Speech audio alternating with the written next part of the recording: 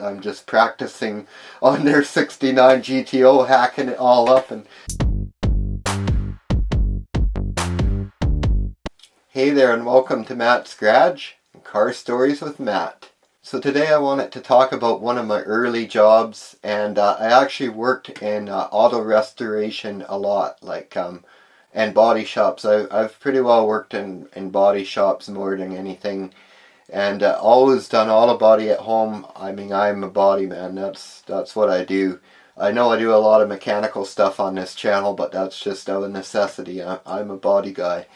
And so when I was about 17, I had actually started in body shops. When I was 16, I started part-time in this shop, and I was working with three other really experienced guys who taught me a lot early on, and it was really great. But they didn't always have enough work to keep me busy was the big problem.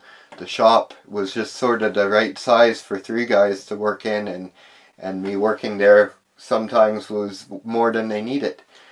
And so, although I liked it there, I sought work elsewhere, and I actually found a shop in a neighboring town that mainly just restored muscle cars, specifically GTOs, because the owner of the shop had a personal collection of GTOs, and he had a GTO from every year they made them. And so that was pretty exciting for a 17-year-old. The previous shop I had worked at had kind of dabbled in restoration, but they mostly did collision work, which was a great learning for me. But I really always was more into the older cars, so I was really excited to start working at this new shop where I'd be working on nothing but older cars. And it turned out I was working with somebody who was only 21, so we kind of really clicked as co-workers. We were both young and immature, and our project together was a 69 GTO Judge convertible, and that's what we were working on, because I only worked there for 3 months actually, because it turned out to be a really poor place to work. And I'm not going to go into details about this place because it still exists, and so we'll protect the guilty here, I guess you could say. And basically, the problem with this car was that we weren't the first ones to touch it. This was, as I said, not a great place to work, and they had a high volume of staff turnover.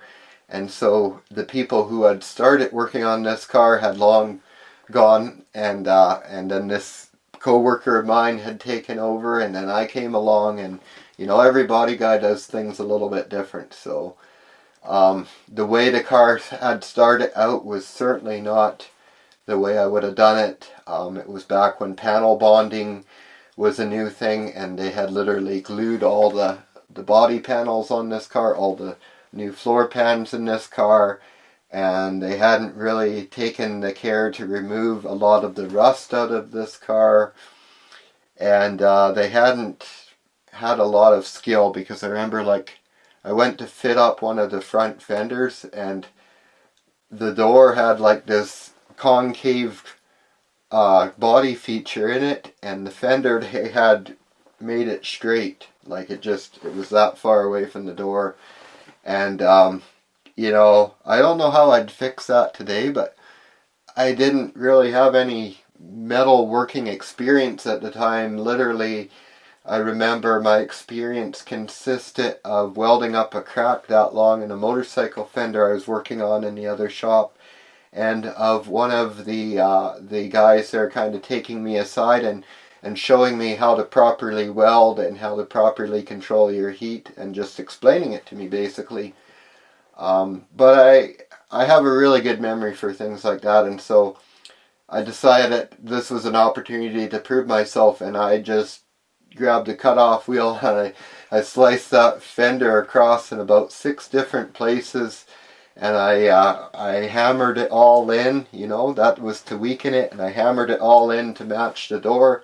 I did this mount it on the car next to the door, and I welded up all those seams with the MIG welder. That was the first welding I ever did. then we went to fit the taillights in the car and found out the back corner had previously been repaired and really poorly, and literally the taillight housings were against the corner of the quarter panel. It had so much body metal and mud on it, you know, Bondo, because they had literally just overlapped the old rusty metal with their patch and kind of hammered it on there. And so again, I grabbed the cut-off wheel and I cut the whole back corner of this car off and just start, you know, fabricating a new corner, multi pieces, and seaming it all together and grinding it off, and then I attacked the trunk lid and did the same thing, patched across the whole back, inner and outer. You know, these are pretty complex metalworking things, and so all these people in the shop, this wasn't just a body shop, they did a lot of things out of the building, so there's like a dozen co-workers there, and everybody's just thinking I'm some sort of pro. They all thought I had like a welding certificate or something.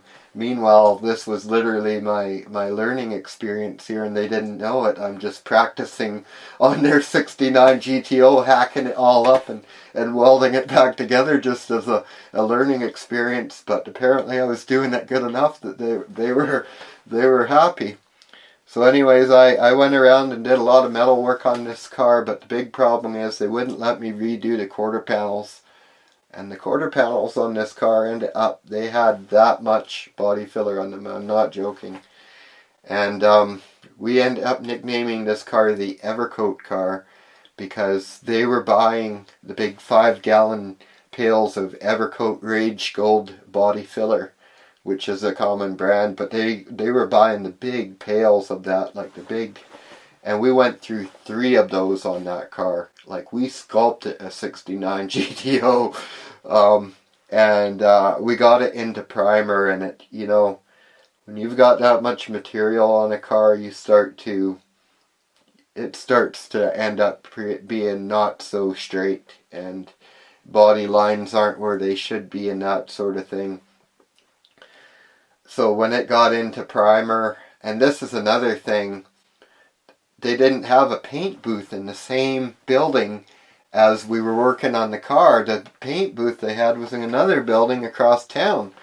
And so once we got it into primer, we were commuting to this other building from the main building in our own cars in the middle of winter, and ended up, you know, it wasn't a very high paying job at the time. It just ended up not being worth it, and then this car was literally turning into a nightmare because it just wasn't blocking out, and I knew and my coworker knew it just, you know, wasn't going to work out real good. Maybe it was a little over our skill level at the time, I think was part of it, you know. I just, blocking out a car and getting it straight is a real skill.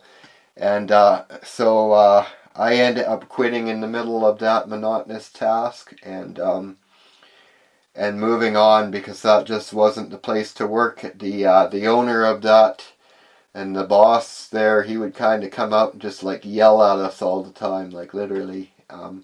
He thought he was motivating us, but for the money he was paying us, he just wasn't.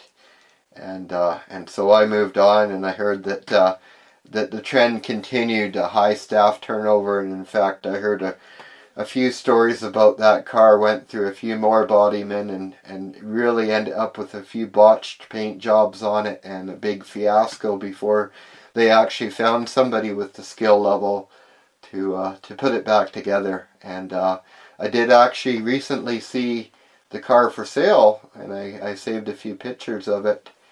So for nostalgia, so I'll include those here, and it looks like a beautiful car, but it's not a car that I would probably want to own, put it that way. It wasn't really built in a quality manner. And anyways, it was another learning experience for me. It was how I really refined my early metalworking ability, so I appreciate it, the job for that, and I moved on and found a better job afterwards. So thanks a lot for watching Matt's Garage. Don't forget to like and subscribe, and have yourself a great day.